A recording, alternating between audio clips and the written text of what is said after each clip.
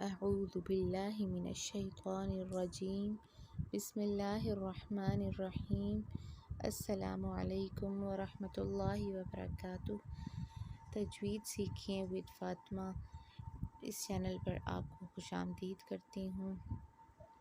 ہمارے اس چینل کو لائک کریں، سبسکرائب کریں اور دوستوں کے ساتھ شیئر بھی کریں۔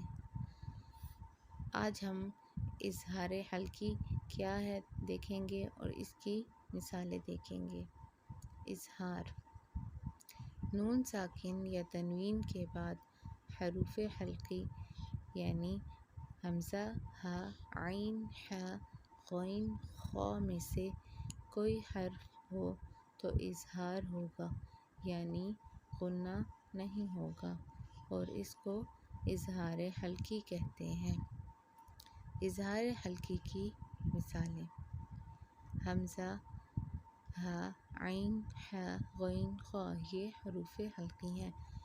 اب نون ساکن کے بعد جب حمزہ آئے جیسے من اخیہ، من آمن، ٹھیک ہے، تو یہ آپ دیکھ سکتے ہیں ہم نے یہاں پہ نون کو کلیئرلی پڑھا ہے۔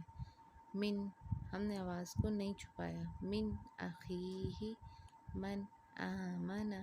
اسی طرح تنوین کے بعد دیکھیے غثاء احوا، ٹھیک، سمجھ آئی آپ کو؟ ہم نے کر کے نہیں پڑھا، ہم نے ان پڑھا ہے حمزہ کو۔ اسی طرح من عین آنیہ، یہاں پہ آپ کے پاس دو مثالیں ہیں، من عین آنیہ، ٹھیک ہے، من کے بعد عین ہے تو اس لیے یہاں پہ اظہار ہوگا۔ اسی طرح عین کے بعد حمزہ ہے تو یہاں پہ اظہار ہوگا۔ نون کو صحیح واضح طریقے سے پڑھیں گے۔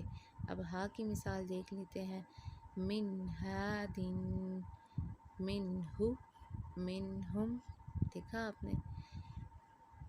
اسی طرح جروف ہار، دیکھ سکتے ہیں آپ تنوین کے بعد ہا آئی ہے تو یہاں پہ ہم نے اظہار کیا ہے۔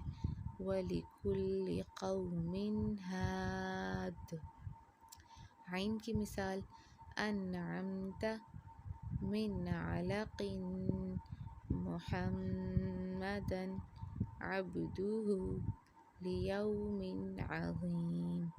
دیکھ سکتے ہیں آپ تنوین کے بعد جو ہے وہ عین آیا ہے تو ہم نے کلیئرلی پڑھا ہے میم کی آواز کو اور دال کی آواز کو، ٹھیک ہے۔ اسی طرح حا کے ساتھ مثال من حرم وانحر، نار حامیۃ، یہ تنوین کی مثال ہو گئی، من حکیم حمید۔ غین کی مثال نون ساکن کے بعد من غاب من غیرکم، تنوین کے بعد مثال اجر غیر، رب غفور، ٹھیک ہے۔ خا کے ساتھ مثال نون ساکن کے بعد لیمن خشیہ من خوف، تنوین کے بعد مثال نخل خاویہ شیء خلقہ۔ تو اب آپ اچھے سے اب سمجھ چکے ہوں گے کہ اظہار کیا ہے، تو اس کو اچھے سے دیکھ لیں اور مثالوں کے ذریعے بھی اس کو ذہن نشین کر لیں اور پریکٹس کریں اس کی بہت زیادہ۔